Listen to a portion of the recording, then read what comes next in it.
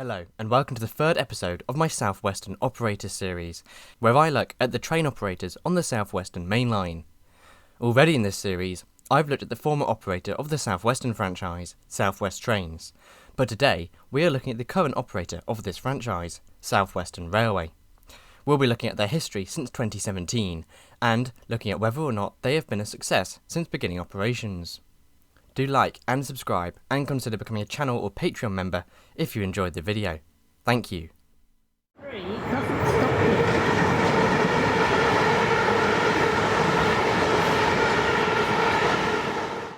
Firstly, let's have a recap of how South Western Railway, managed by First Group MTR Consortium, won the franchise. In March 2017, the Department for Transport announced that the next South Western franchise would not be by the current operator, Stagecoach, and would instead be operated to First MTR, operating the franchise under the South Western Railway brand.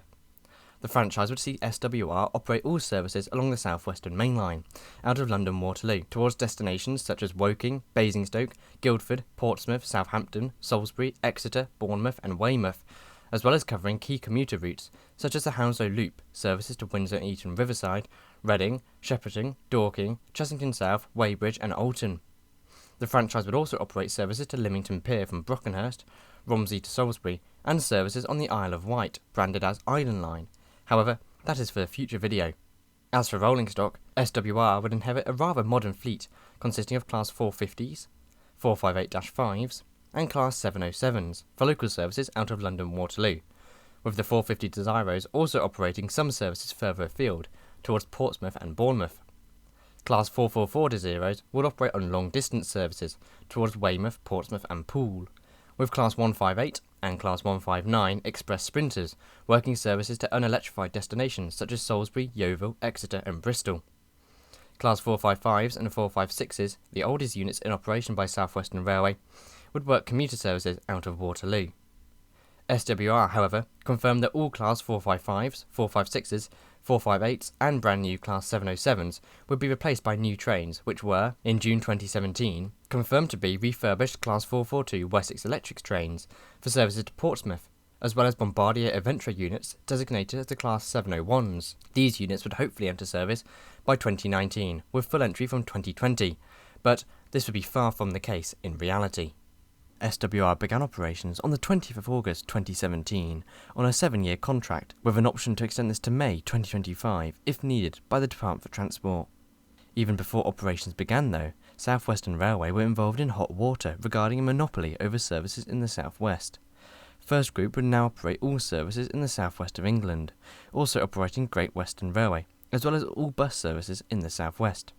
Hence, South Western Railway announced that services from London to Exeter would be capped, with the Competition and Markets Authority accepting this concession, after raising issues about price rises or service standards falling. GWR and SWR announced that they would be reporting to the Competition and Markets Authority regularly to ensure the agreement was being maintained. The concession was supported by several MPs, including Exeter MP Ben Bradshaw, who was worried about potential price rises. After beginning operations, SWR got to work implementing its franchise promises. These came with faster journey times from Waterloo to Southampton, Bournemouth, Poole and Weymouth, with some journey times being reduced by 14 minutes. 4 trains per hour frequency would be introduced between London and Portsmouth, with a new direct Portsmouth to Weymouth service introduced. Sunday services would also match weekday frequencies for the first time ever, with more trains from Reading and Windsor towards London. South Western Railway would introduce mobile ticketing for the first time on the network, with delay repay introduced, free Wi-Fi enabled, charging points on all trains by 2020, and more parking spaces at stations.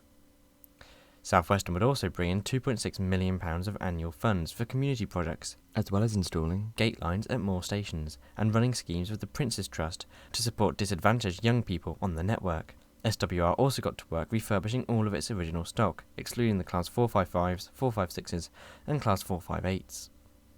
Despite only having run the franchise for 2 months, worrying figures were released in October regarding passenger numbers, with South Western having an 8.8% decrease in commuter journeys to London, with some suggesting that the franchise model in the UK was not working. Maybe one day, South Western would be nationalised. Elsewhere in October, South Western RMT guards confirmed that they were striking for 48 hours from the 8th of November.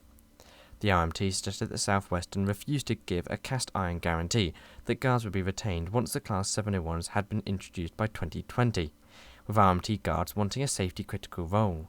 The strikes went ahead, and by April 2018 things had deteriorated for South Western Railway. Chris Grayling, the Transport Secretary, ordered a government-funded investigation into the performance of South Western regarding a series of complaints about delays and cancellations, as well as the potential for more strikes in the future. The review by the DfT will include Network Rail also, who can be partially to blame for South Western's woes, due to poor reliability regarding infrastructure. South Western committed an extra £5 million in performance improvement incentives to improve fleet reliability, whilst South Western would renegotiate timetables with the DfT to get the maximum benefit for passengers. This did, however, lead to some promised benefits of the December 2018 timetable change to be scrapped, in favour of improved reliability. This came at a time when many were slandering the Department for Transport for upcoming fare rises, despite poor performance of operators such as South Western and Northern. Further issues for South Western came when Network Rail failed to complete some engineering works on time, leading to knock-on cancellations and delays across Monday mornings, such as on the 19th of November 2018, where works at Surbiton were not finished until the end of Monday, hugely disrupting commuters coming into the city. January 2019 saw a report released on late compensation, with many issues regarding unpaid or late compensation for many UK operators. South Western were one of these, with only 70% of complaints dealt with on time, significantly off the 92% within 20 days target. June 2019 saw the confirmation of more strikes with the RMT, with South Western still not guaranteeing that guards would be present on new South Western services ran by the 701s. The strikes themselves, which commenced from the 19th, were poorly managed, with queues stretching from Surbiton to the town's high street, with many passengers unable to travel. December saw more RMT walkouts, with a massive 27 days of strikes announced for similar reasons regarding job security. South Western once again mismanaged the strike action, only running half of its usual weekday services, with some services not running at all and replaced by buses. South Western accused the RMT on striking at no matter what, whilst the RMT suggested that South Western had not made any concessions to stop strike action. The RMT also highlighted a clause in South Western's contract which would see South Western pay £86 million less to the government due to lost revenue from the strikes, giving South Western an incentive to not reach an agreement to avoid a strike. South Western did not respond to any requests for comment. A new timetable on the 16th of December 2019 saw half of South Western's services running late in the morning peak, with strike action once again hindering services. The RMT also announced strikes on New Year's Eve, with South Western Railway once again hugely reluctant to end the strikes with the unions. By January, things had become even worse, with more strikes and a looming possibility of South Western giving up its contract to run the South Western franchise.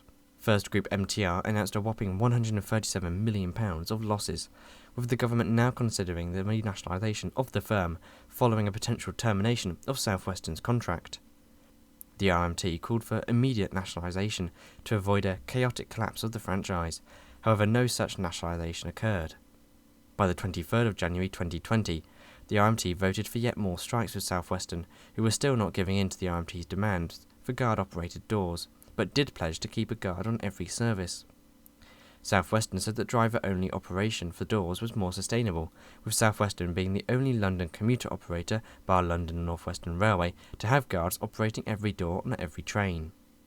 December 2019 did see South Western unveil their first Class 701, with the fleet expected to enter service by mid-2020.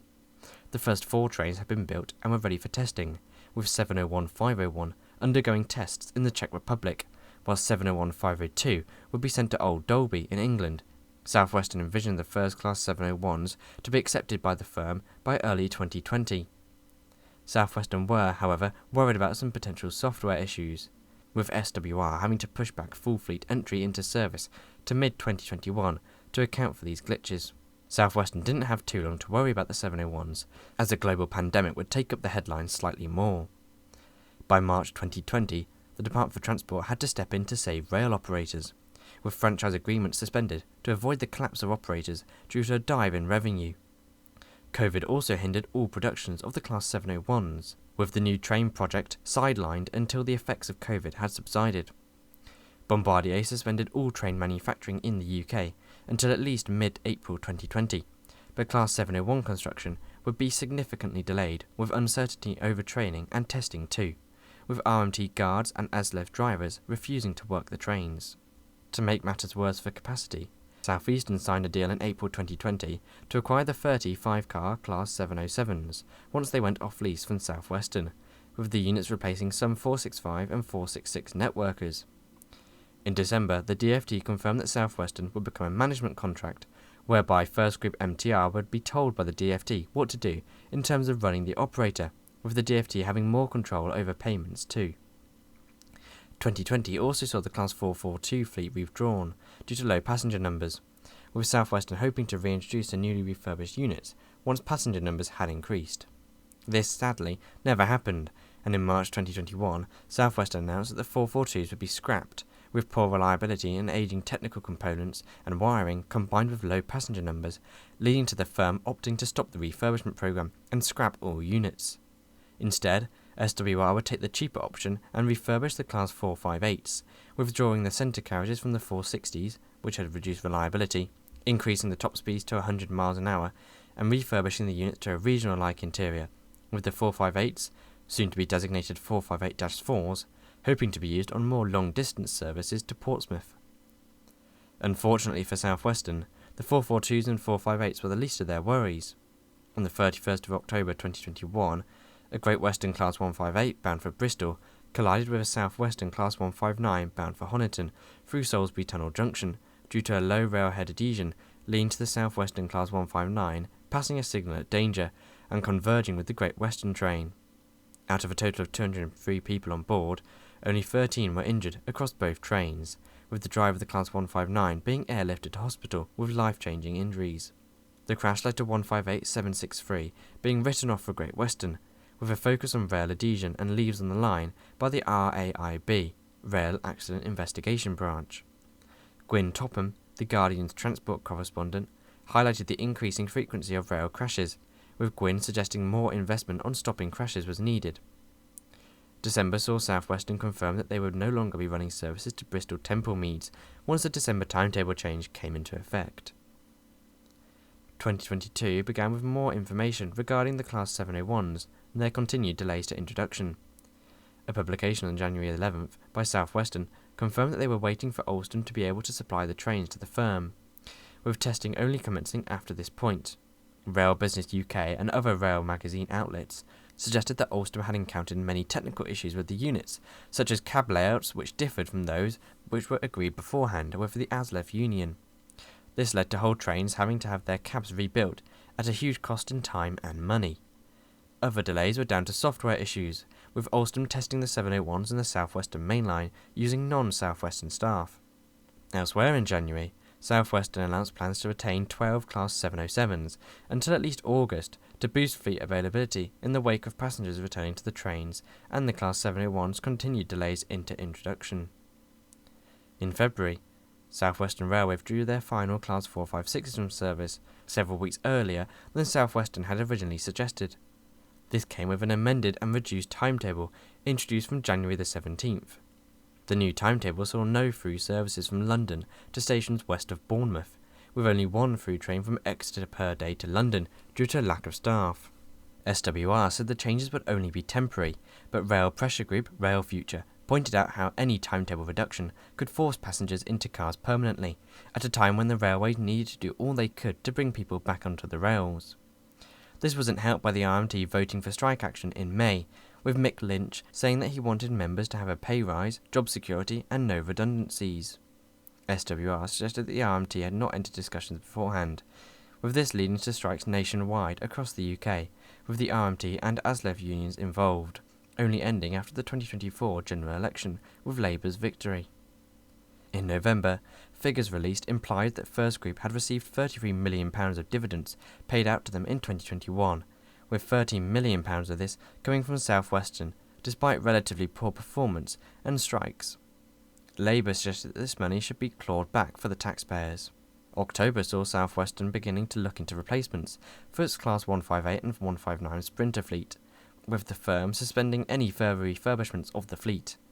SWR said that by 2030 the fleet would be life expired and would want to replace the units with an innovative South Power solution, such as battery or hydrogen, to reduce emissions caused by purely diesel stock.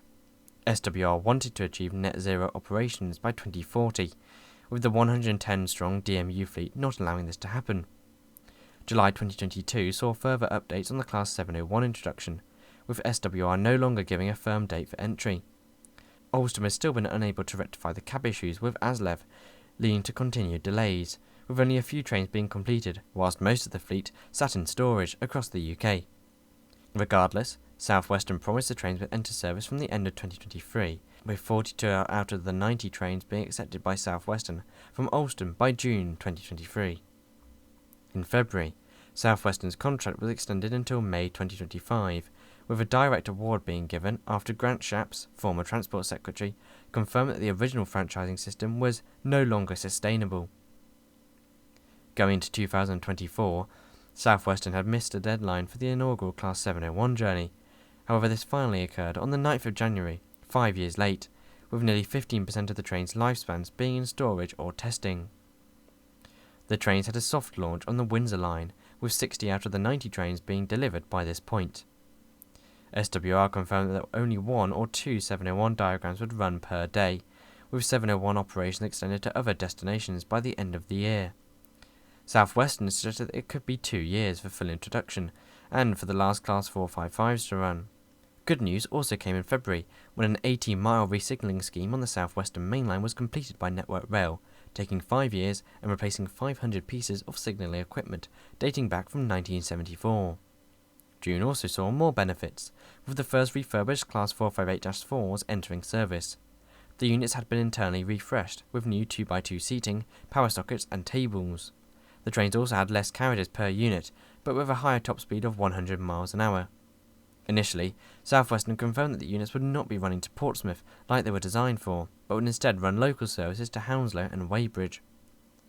August finally saw full driver training on the Class 701s, with 700 drivers taking the 8-day conversion course, which could begin following an agreement with ASLEF for the units to begin full service introduction.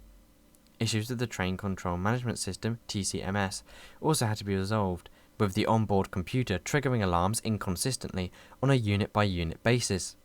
Earlier in 2022, ASLEF found that one unit had 90 separate faults, including 60 which were across the entire fleet, with COVID able to mask these issues.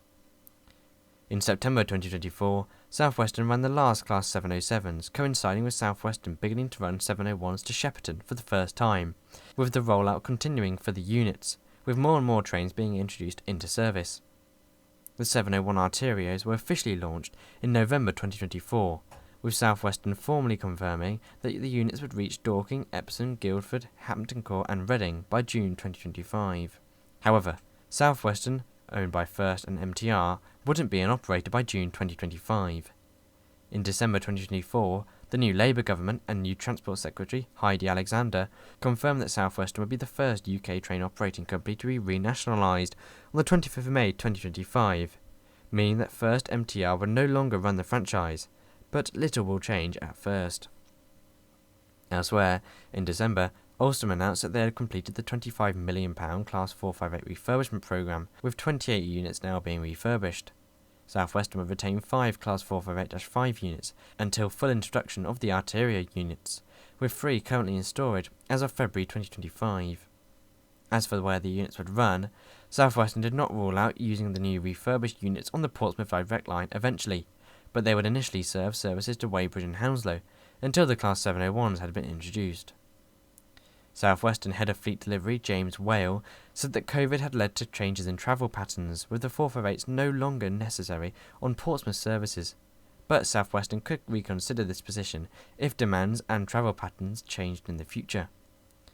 James did confirm that the units would still be in service long enough to be considered value for money, with Porterbrook, who owns the 458s, implying that it was looking into the future of the 8 458-5s with other operators. And with that, we get to the present day.